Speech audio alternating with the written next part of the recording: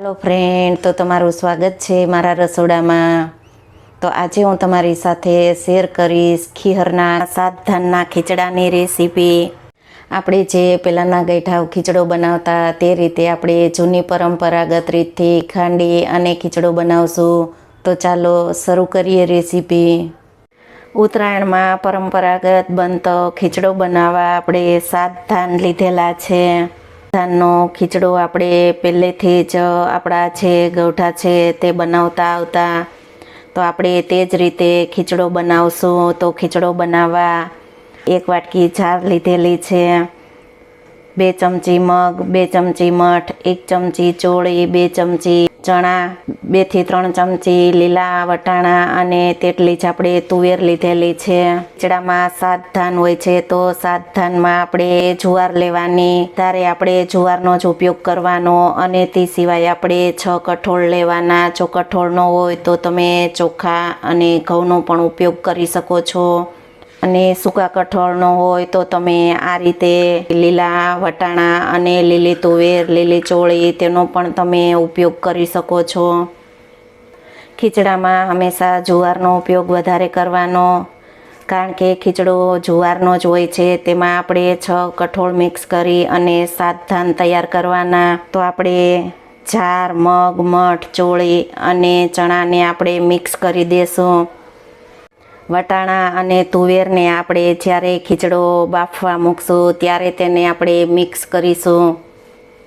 તો આપણે આ કાચના બાઉલમાં બધું જ મિક્સ કરી દેશું। પહેલાં આ 5 વસ્તુને મિક્સ કરી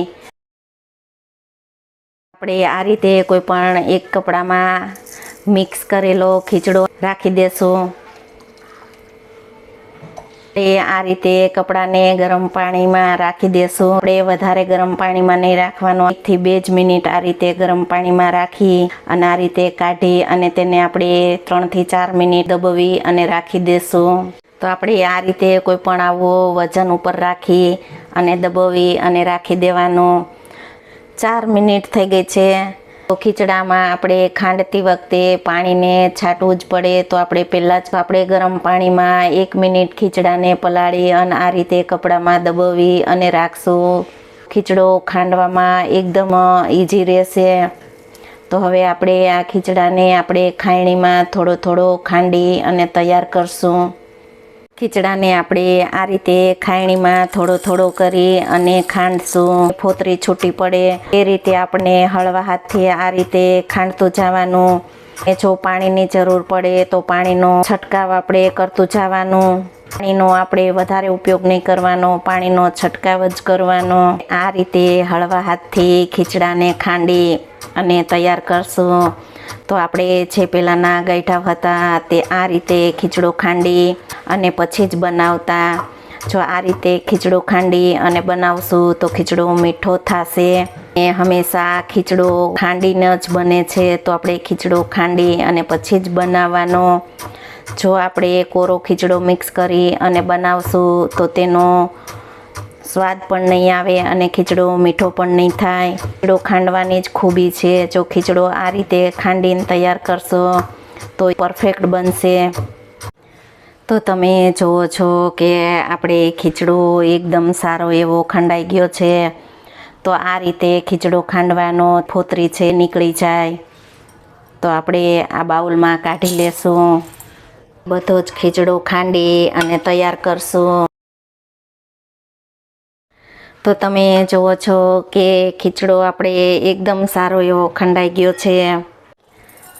તો આપણે આ રીતે બધા જ ખીચડાને ખાંડી લીધો છે। તો તેમાં આપણે આ લીલી તુવેર, વટાણાને મિક્સ કરી દેશું।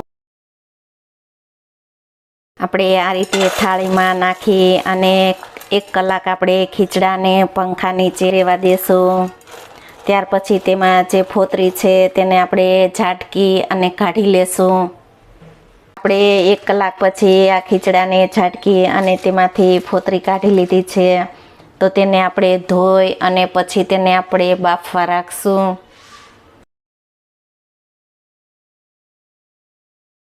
તો આપણે પહેલાં સારી રીતે ધોઈ લેશું। ખીચડાને બાફવા આપણે આ 2 બાઉલ પાણીનો ઉપયોગ કરશું. ખીચડો આપણે આ 1 બાઉલ છે તો પાણીનો ઉપયોગ આપણે 2 બાઉલ કરશું. પાણી ગરમ થઈ ગયું છે તો ખીચડાને આપણે ઉમેરી દેશું. સ્વાદ પ્રમાણે મીઠાનો ઉપયોગ કરશું. મીડિયમ ગેસની ફ્લેમ ઉપર આપણે કુકરમાં 2 વિસલ કરશું. 2 વિસલ કરી અને ચેક કરી લેશું.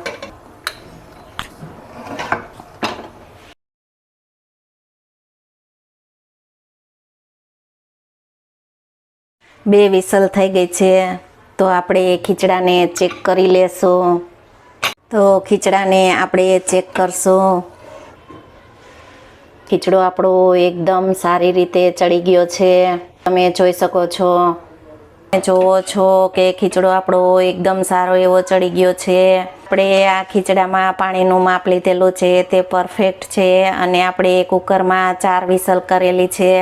તો 4 વિસલમાં આપણે આ ખીચડો એકદમ સારો એવો બફાઈ ગયો છે. તો ખીચડાને આપણે સર્વ કરી લેશું. જે આપણા ગઈઠા ઉપેલા હતા તે આ રીતે ખીચડો બનાવતા. તે જે માટીનું વાસણ આવે તેમાં ખીચડો બનાવતા. જે બાજુ ખીચડો ઉભરાય તે ઉપરથી આપણા જે ગઈઠાઓ છે તે આવતું વરસ નક્કી કરતા કે વરસ કેવું થશે. આપણે ઉત્તરાયણમાં 7 ધાનનો ખીચડો છે તેનું માતમ છે. તો ખીચડામાં આપણે ઉપરથી આ રીતે સિંગ તેલનો ઉપયોગ કરશું. સિંગ તેલ નાખી અને ખીચડો ખાવાથી એકદમ મીઠો લાગે છે. જો તમને આ ખીચડાની રેસીપી ગમે તો વિડીયોને લાઈક કરો, શેર કરો, કમેન્ટ કરો અને સબસ્ક્રાઈબ કરો. બાજુમાં રહેલ બેલ આઇકન દબાવો તો સૌથી પહેલું નોટિફિકેશન તમને મળે.